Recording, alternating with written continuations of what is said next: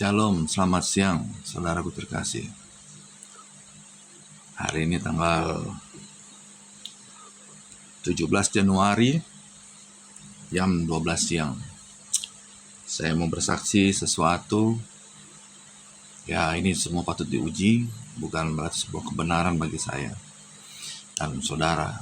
Tidak, saya memaksakan saudara untuk mengimani apa yang saya punya kesaksian ini, tetapi jika ada lagi yang mau bersaksi yang sama berkesaksian dengan saya, maka saya memahami bahwa setiap kesaksian yang sama itu konfirmasi dari Allah. Jadi hari ini saya mau bersaksi tentang ibadah kul saya, atau ibadah keluarga, atau ibadah komsel di rumah salah satu jemaat. Ya. Jadi sebelum saya menyatakan kesaksian itu, kenapa sampai saya mau bersaksi, saya akan ceritakan sedikit tentang kesaksian ini, bahwa 20 tahun yang lalu, tepatnya di bulan September, ada seorang artis muda. Dia terjatuh dan dia sakit kritis, koma di rumah sakit sampai beberapa hari, beberapa minggu lah gitu.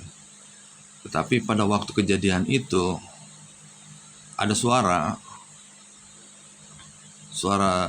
yang saya dengar mengatakan bahwa doakan ke sana, doakan. Hanya perkataan itu saja, tidak lebih daripada yang lain gitu loh. Tidak ada yang lain, hanya doakan.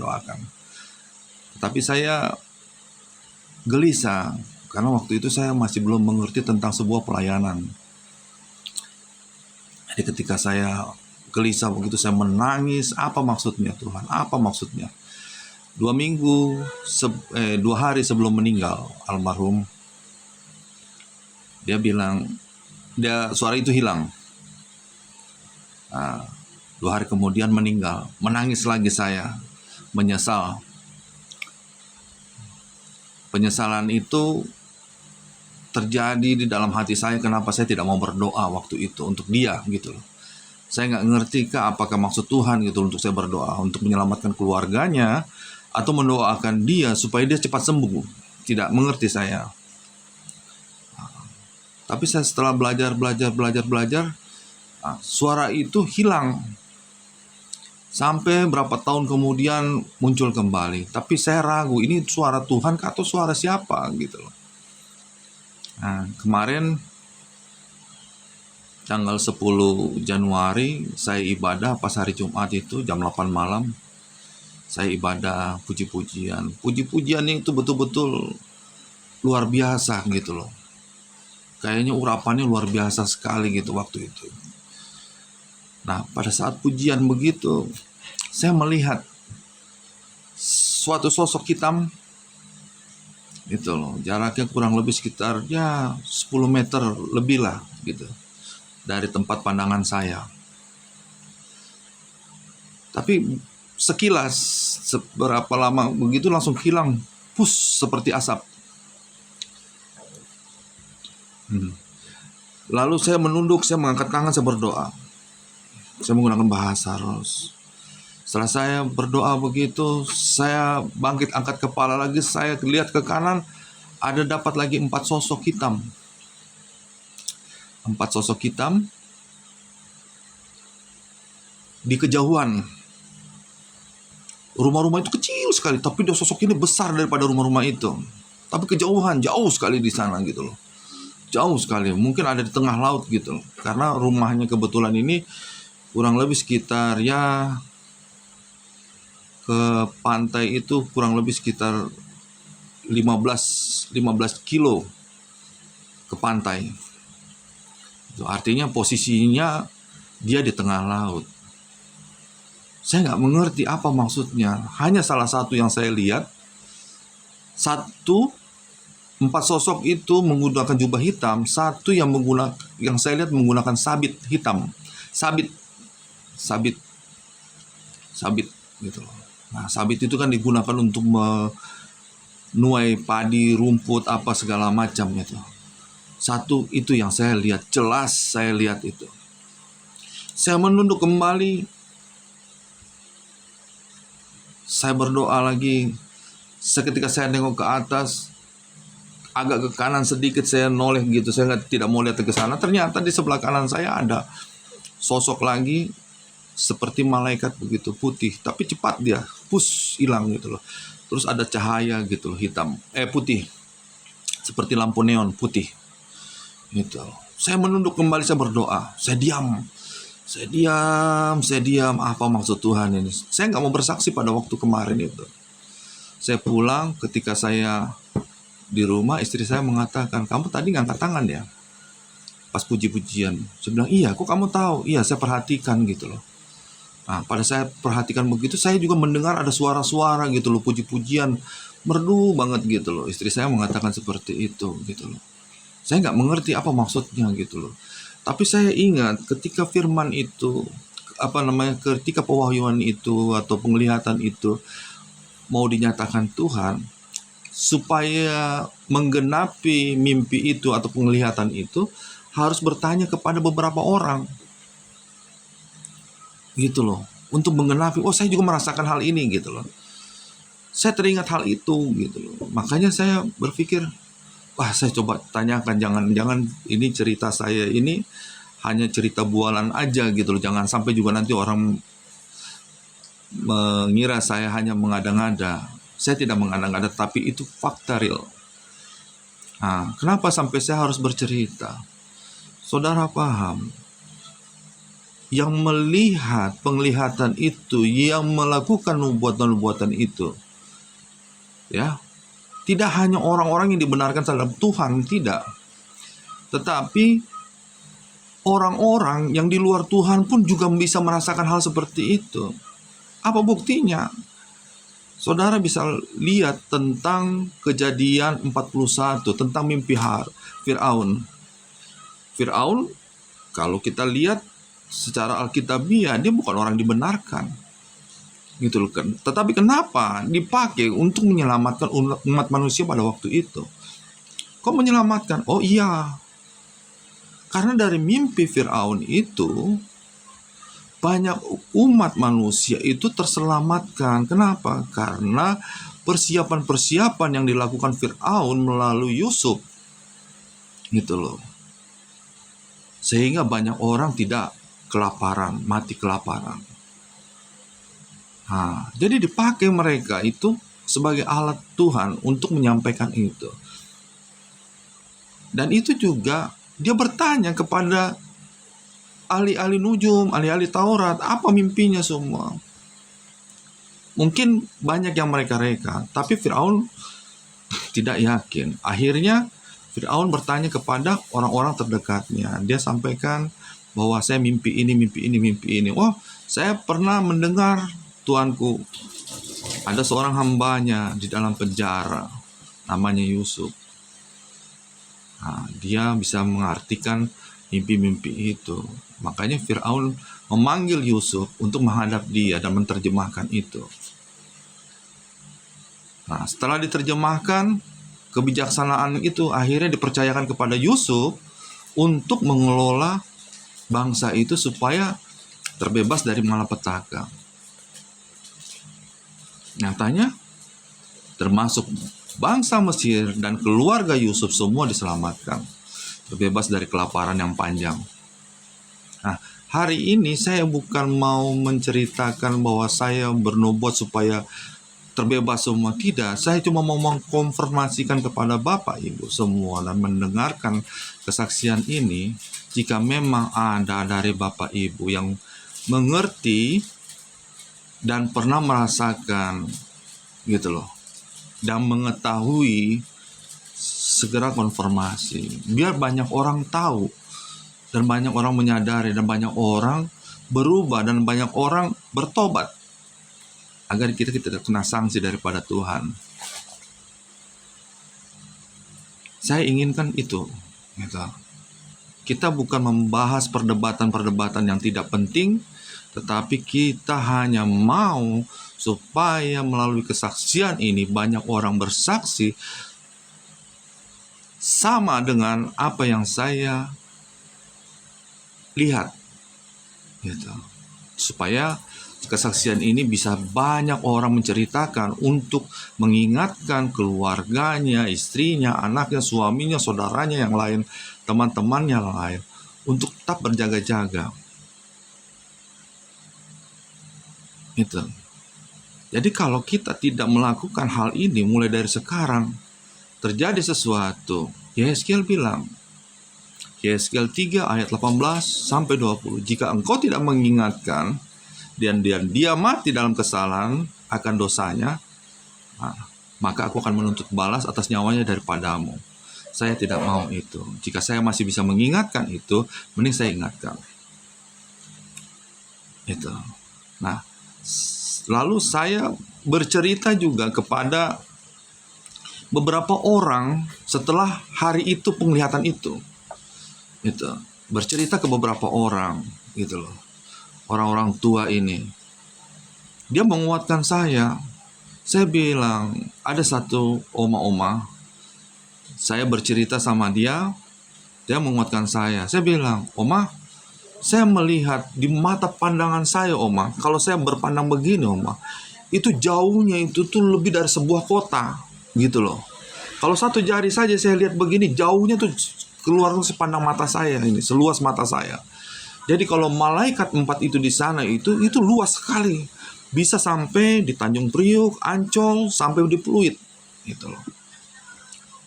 Saya bilang, saya mau ingatkan semua. Anaknya Oma di mana? Oh, saya punya anak di sini. Coba Mama jangan sampai di daerah-daerah situ, karena berbahaya. Kita nggak mengerti maksudnya apa, gitu. Tapi saya tidak mengimani, tidak menghakimi bahwa apa yang saya perkatakan ini semua pasti benar. Belum tentu juga. Tetapi harus saya sampaikan bahwa saya melihat ini, gitu loh. Jangan sampai nanti ada terjadi sesuatu di situ. Jika saya tidak mengingatkan, maka saya akan bertanggung jawab juga secara pribadi. Gitu. Jadi saya minta sama Oma, dukung doa saya supaya itu. Saya mau bercerita kepada gembala, saya takut. Saya bukan siapa-siapa. Saya bercerita sama ahli, orang-orang yang pandai tentang firman, hamba-hamba Tuhan. Saya takut. Apalagi sama teman-teman, waduh paling gampang sekali saya dicemooh. Tapi saya minta sama Tuhan supaya saya bisa berkata-kata itu. Jika memang 2-3 orang bersaksi dan kesaksiannya itu sama, berarti itu semua dari Tuhan. Tapi saya tidak cukup sampai di situ, gitu loh. Saya tetap harus bersaksi melalui video ini juga. Saya bersaksi kepada Bapak Ibu semua, jika melihat atau mendengarkan atau pernah merasakan hal itu, gitu loh, ada sebuah konfirmasi, berarti kita harus siap-siap. Jangan sampai kita nanti kena sanksi dari Tuhan. Memang tahun ini menurut hambanya Bapak Niko tahun penuaian. Tahun penuaian ada 2, seperti yang disampaikan waktu hari ini, hari Jumat ini ada doa pagi di tempat saya. Menyampaikan hambanya Pak Ibob, dia bilang bahwa penuaian itu ada 2. Satu penuaian Tuhan jiwa-jiwa, satu penuaian dari malaikat yang lain, gitu loh. Malaikat yang lain apa, gitu loh. Yaitu mungkin saya pikir malaikat yang membawa sabit jubah hitam membawa sabit itu. Tapi dia mengatakan bahwa bukan penuaian jiwa-jiwa, tetapi murka Allah, gitu loh. Artinya kita akan dipisahkan antara 2, mana ilalang dan gandum. Kita harus perhatikan itu, ilalang dan gandum kita harus pisah. Jadi orang-orang benar itu dianggap gandum, orang-orang yang tidak benar dianggap ilalang. Nah, saya tidak mau. Saya mau saudara dan saya semua menjadi gandum atau bernas yang baik. Nah, setelah saya bercerita begitu, saya bergumul berhari-hari. Pas genaplah hari ini, hari Minggu, hari Jumat yang sama yang minggu lalu saya lihat. Akhirnya saya bersaksi, saya paksakan diri bersaksi. Sebetulnya ada pergumulan di dalam hati saya. Ada suara bilang katanya, kamu cuma mau cari muka sama gembala. Saya bilang tidak, saya tidak mau cari muka. Karena saya pernah dapat pendengaran dari Tuhan yang baik gitu loh. Kenapa saya tidak sampaikan? Hari ini saya harus berani menyampaikan hal itu gitu loh. Karena penglihatan saya ini tidak setiap hari saya dapat gitu loh. Mimpi saya tidak setiap hari saya dapat gitu loh. Hanya sewaktu-waktu. Ketika saya dapat, saya akan katakan. Ketika tidak, saya tidak akan berani. Kan tidak setiap hari bernubuat, dan tidak, orang yang benar tidak bernubuat setiap hari gitu. Makanya saya berharap dari Bapak Ibu yang mendengarkan sharing hari ini, mohon jika ada dari Bapak Ibu yang mengerti tentang kesaksian ini, mohon di-share dengan baik agar penglihatan-penglihatan ini boleh menjadi saksi bagi semua orang, sehingga banyak orang bisa diselamatkan. Itu.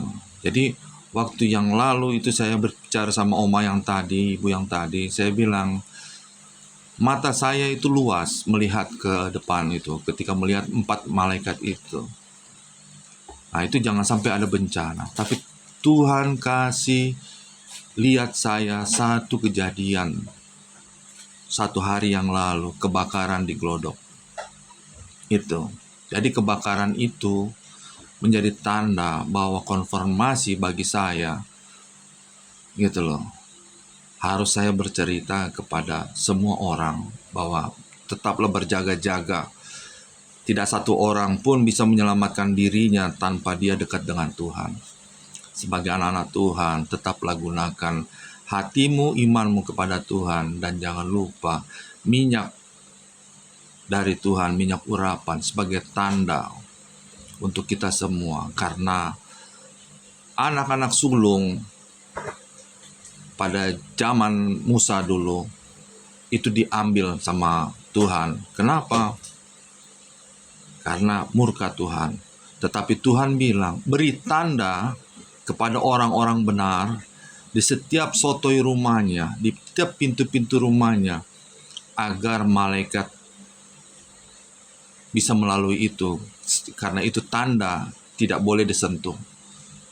Jadi saya minta kepada saudara semua, jika mengerti tentang ini, sampaikan dan ceritakanlah hal-hal yang benar bagi kita semua, supaya orang banyak diselamatkan dan dimenangkan.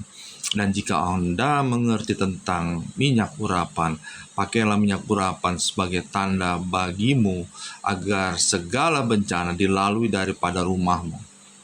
Bukan hanya rumahmu saja, tetapi berikan tanda kepada anak istrimu sebagai tanda dia adalah kepunyaan Tuhan. Tidak ada satupun malaikat yang akan bisa mengambilnya daripada Tuhan.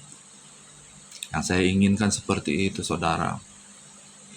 Jadi hari ini jika saudara dan saya mengerti dan memahami, saudara boleh bersaksi dengan cerita-cerita ini, sehingga banyak orang bisa mengerti makna firman Tuhan, makna kesaksian, makna nubuatan, ya. Sehingga banyak orang bertobat dan mengenal Tuhan.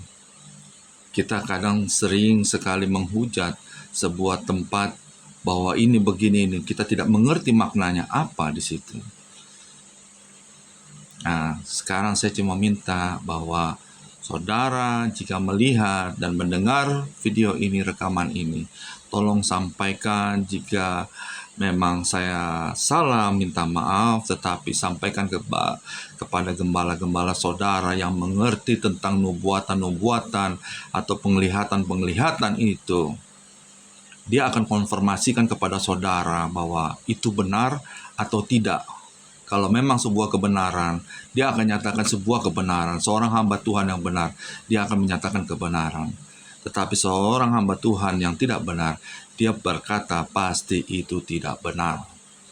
Karena yang saya mau menyatakan, ini yang saya lihat benar adanya, tetapi saya butuh konfirmasi kepada Bapak, Ibu, atau gembala-gembala, atau hamba-hamba Tuhan yang mengerti tentang penglihatan dan nubuatan ini. tolong bersaksilah kepada banyak orang, sehingga banyak orang bisa diselamatkan melalui kesaksian ini. Saya kira itu, biarlah hari ini saya berdoa buat kita semua, supaya kita semua diberikan perlindungan dan keselamatan. Kita masuk dalam doa. Bapa di sorga, sungguh besar kasih-Mu Tuhan Yesus. Engkau sudah menyatakan kebaikan-Mu kepada kami Tuhan. Tuhan, hamba hanya memohon Tuhan, apa yang telah hamba lihat Tuhan, biarlah itu Tuhan menjadi batu peringatan kami semua Tuhan. Jika memang itu kebenaran daripada-Mu Tuhan, nyatakanlah itu Tuhan melalui kesaksian-kesaksian anak-anak-Mu Tuhan, dimanapun mereka berada boleh bersaksi bahwa semua itu sebuah kebenaran yang asalnya pada-Mu Tuhan Yesus. Jauhkanlah kami semua dari kesaksian palsu ya Tuhan Yesus. Biarlah Tuhan penglihatan, nubuatan dari teruna-teruna muda Tuhan Yesus, dari anak-anak-Mu Tuhan Yesus, untuk menyelamatkan bangsa ini, menyelamatkan dunia ini daripada maut Tuhan Yesus. Seperti Engkau nyatakan di dalam Yoel 2 ayat 28, Kisah Rasul 2 ayat 17 Tuhan semua. Turuna-turunamu Tuhan akan bernubuat, akan menyatakan penglihatan-penglihatannya Tuhan Yesus. Biarlah semua itu Tuhan didengar oleh semua orang, disaksikan oleh semua orang, sehingga semua orang boleh berjaga-jaga ya Tuhan Yesus akan hidupnya Tuhan Yesus. Hamba percaya Tuhan Yesus, Tuhan kiranya Engkau juga sudah menolong hamba untuk kesaksian ini di dalam doa pagi tadi Tuhan. Engkau berkati hambanya Bapak Samuel Harnadi Tuhan, yang menyatakan konfirmasi dengan firman yang sudah disampaikan. Engkau berkati juga Bapak Ibob Tuhan, yang menyatakan kesaksiannya tadi Tuhan, mendukung setiap apa yang hamba sampaikan. Dan Engkau juga memberkati Evi juga Tuhan, untuk kesaksiannya Tuhan dalam doanya Tuhan Yesus. Sama semua Tuhan konfirmasi dalam satu hari ini Tuhan. Biarlah semua juga Tuhan datangkan kesaksian-kesaksian yang benar, yang sama seperti hamba saksikan Tuhan, dari seluruh penjuru Tuhan Yesus. Biar genaplah semua isi firman-Mu Tuhan Yesus, dan banyak orang diselamatkan melalui kesaksian-kesaksian hamba-Mu ini Tuhan. Berkati orang-orang yang mendengar kesaksian ini Tuhan, satu persatu tutup bungkus mereka dan kuat kuasa Kudus-Mu Tuhan Yesus. Berkati mereka segala usaha pekerjaan mereka Tuhan, lindungi Tuhan, jaga. Berkati istri, anak, cucu mereka Tuhan, dimanapun mereka berada, rumah-rumah mereka Tuhan. Halaukan segala dari bencana-bencana apapun Tuhan. Lindungi Tuhan setiap anak-anak-Mu Tuhan Yesus, yang ada di ujung-ujung negeri Tuhan, yang mendengar Tuhan ini Tuhan. Biarlah Engkau pakai mereka Tuhan sebagai alat-Mu, sebagai terang-Mu Tuhan Yesus, sebagai tempat perlindungan mereka Tuhan Yesus, sebagai tiang doa di mana mereka berdiri ya Tuhan Yesus. Hamba percaya Tuhan Yesus, hari ini Tuhan Yesus, Engkau menjamah melawat mereka yang mendengar, yang mengerti Tuhan Yesus. Berkati Tuhan satu persatu, berkati setiap gereja Tuhan Yesus, apapun denominasi gereja-gerejanya Tuhan Yesus. Engkau berkati, Engkau lawat gembala-gembalanya Tuhan, berkati gembala-gembalanya, sidang jemaatnya semua Tuhan Yesus. Dan tutup bungkus semua jemaat-jemaat gereja-Mu Tuhan dengan kuat kuasa Roh Kudus-Mu Tuhan Yesus. Lawat mereka, pakai mereka sebagai terang-Mu Tuhan Yesus. Walaupun mereka hanya sendiri, pakai mereka sebagai lilin-lilin kecil-Mu Tuhan, di mana dia berada Tuhan Yesus, untuk menerangi daerah sekitarnya Tuhan Yesus. Terima kasih Tuhan. Biarlah Tuhan Yesus, apa yang hamba doakan ini Tuhan, Tuhan datang mencurahkan berkat atas mereka Tuhan Yesus. Terima kasih Tuhan Yesus, terima kasih. Hanya kepadamu, hanya di dalam nama-Mu Tuhan Yesus, hamba naikkan doa ini. Haleluya, amin. Terima kasih saudara, maju terus, Tuhan Yesus memberkati. Amin.